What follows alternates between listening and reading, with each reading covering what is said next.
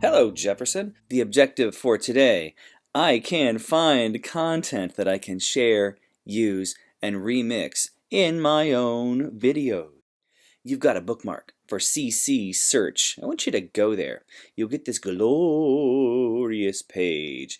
I usually do the same old Google images that we always do, but I search Google images through CCSearch, so we find content that we can share, use, and remix. Take a look over here. I want something that I can use for commercial purposes. That's not necessarily us, because we're not commercial. Not going to be making any money off your school media project.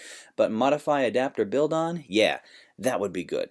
Let's just imagine that I'm doing a project on chickens, and I want to find some good chicken pictures. But watch what happens when I hit return. Notice up here it says labeled for reuse with modification. That means I can not only use these pictures in my videos, but I could modify them if I wanted. I could add stuff. I could put them in Photoshop. I could do whatever I wanted with them.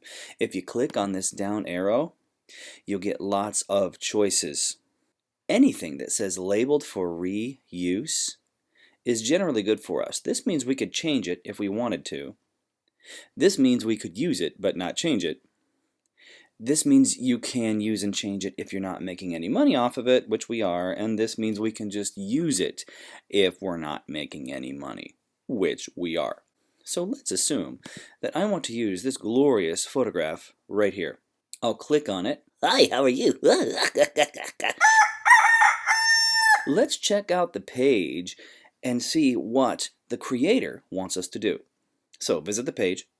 Ooh, from Wikimedia Commons, the free media repository. The original file, it's big. If you use a small one, it'll be really grainy and pixelated on your screen. So look for an incredibly huge image.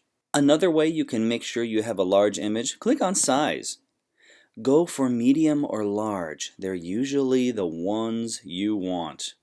Look down here.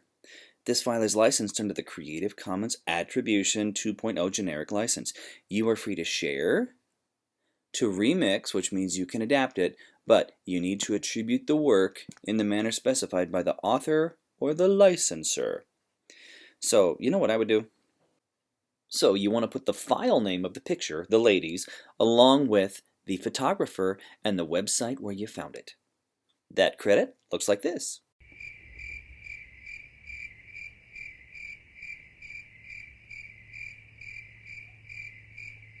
And we'll post a link to the license in the description of your video, not in your end credits. When you go to that Creative Commons license, notice it tells you what to do. You can share it, you can change it if you want to.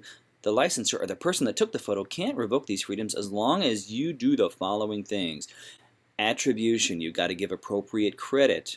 Provide a link to the license, which is this thing, which we can do in the comments to your video, and indicate if changes were made. Since we don't change any of our images through Photoshop, unless you're posting the pictures on your own blog, this one doesn't really apply to us. This is what we're looking for.